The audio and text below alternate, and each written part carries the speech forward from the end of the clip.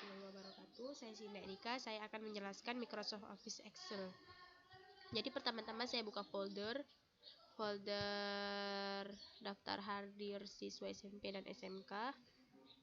Setelah tampilannya sudah timbul, maka saya shift, dan kan saya mau menggabungkan satu file ini menjadi satu sheet. Jadi saya shift dari kelas 7A sampai kelas 12B. Setelah saya shift, saya tekan Alt F11. Setelah keluar tampilan ini, saya tekan this workbook. Lalu saya kembali ke folder, saya mengcopy formula gabungin sheet satu file. Jadi combined, ada bacaan combined. Lalu di sini saya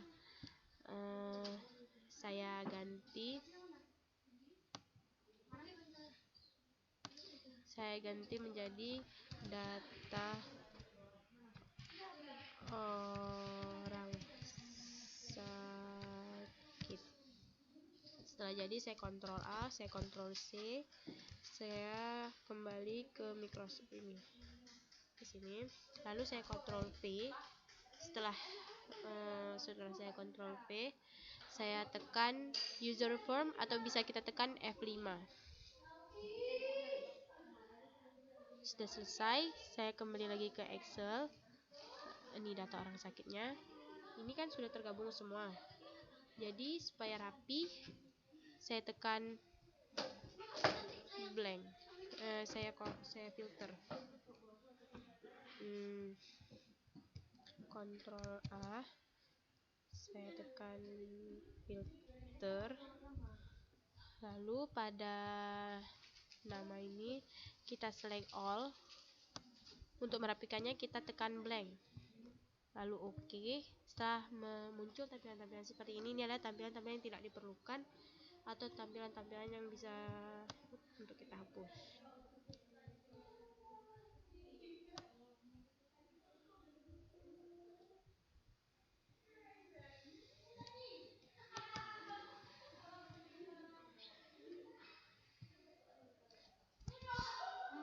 Ctrl A, kita delete aja semuanya, kita delete. Setelah itu kan kita kembali lagi kepada layar yang pertama tadi. Jadi ini sudah tersusun semuanya. Kita lihat sudah tidak ada lagi kolom-kolom yang kosong. Sudah tidak ada lagi kolom-kolom yang kosong. Setelah itu ini kita tambah lagi, kita insert.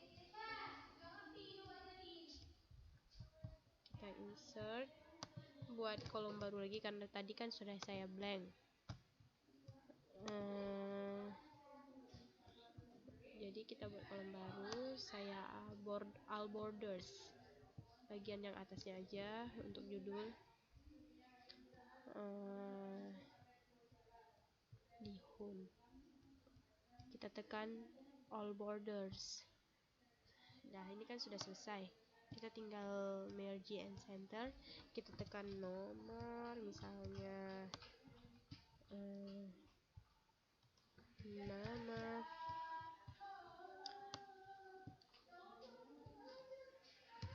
kelas, NIS, NISN,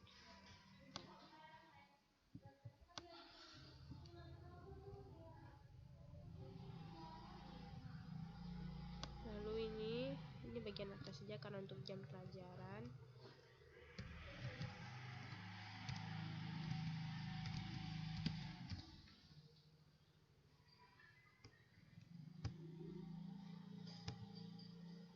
Lalu bagian bawah sini kita tekan angka 1, 2.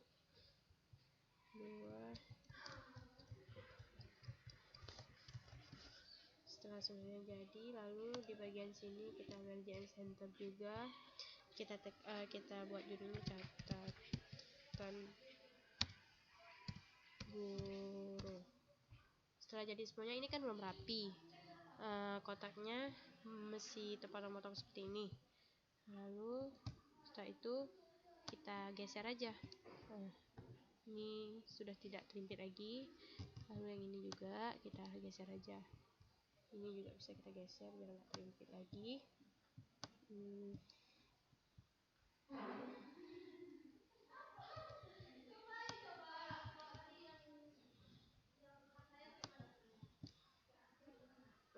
Sudah tersusun rapi. Ini semuanya sudah tersusun rapi, bukan? Nah, tadi kan kita sudah belajar tentang filter. Jadi filter itu bukan hanya bisa untuk merapikan data. Kita juga bisa, misalnya kita mau buat kelas 5 aja, kita mau cari data nih. Kita mau buat kelasnya kelas 5 aja, misalnya kita nggak mau tuh ada kelas-kelas yang lain. Kita tinggal select all, habis itu setelah itu kita picit aja kelasnya. Misalnya kita mau di kelas 1A. Tekan OK ini. Jadi semuanya di kelas 1A. Semuanya di kelas 1A. Setelah itu misalnya kita mau kembali lagi nih. Misalnya kita mau balikin semuanya. Mau balik lagi semua kelasnya. Ya udah, tinggal kita select all aja semuanya. Setelah itu kita tekan OK. Ini udah kembali lagi semuanya, bukan? Setelah itu kita belajar tentang pivot table sekarang. Pertama itu kita tekan Ctrl T, lalu kita checklist pada my table has headers, lalu kita tekan OK. Kita Ctrl A semuanya, lalu kita ke insert. Pada toolbar itu terdapat pivot table. Kita tekan pivot table, lalu kita tekan OK. Nah, jadi kan udah keluar nih tampilan-tampilan pivot table. Nah, ininya juga udah keluar. Jadi kita tekan lagi pada toolbar yang bacaannya option. Kita pilih pada bagian display, lalu kita checklist pada bacaan classic pivot table layout. Lalu kita tekan OK. Nah, tampilannya kan sudah berubah. Jadi fungsi dari pivot table ini kita bisa mencari jumlah-jumlah. Misalnya kita mau di kelas 5 aja, jumlahnya berapa.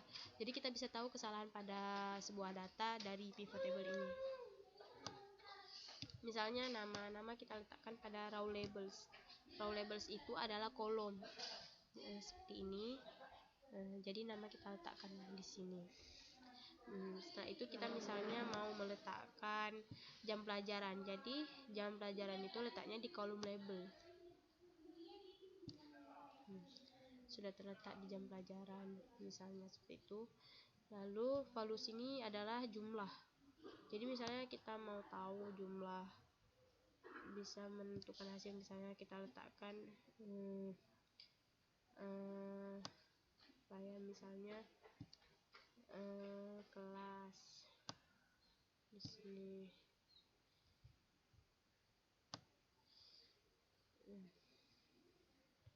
Tidak, maaf, bukan kelas.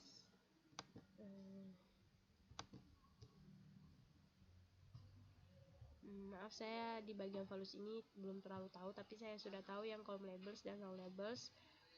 Misalnya di row labels ini bisa kita masukin lagi kelas, dan selanjutnya yang lain-lain lagi, bisa nis atau yang lainnya. Cukup sampai di sini pengetahuan saya. Jika ada salah ngomong, saya minta maaf. Assalamualaikum warahmatullahi wabarakatuh.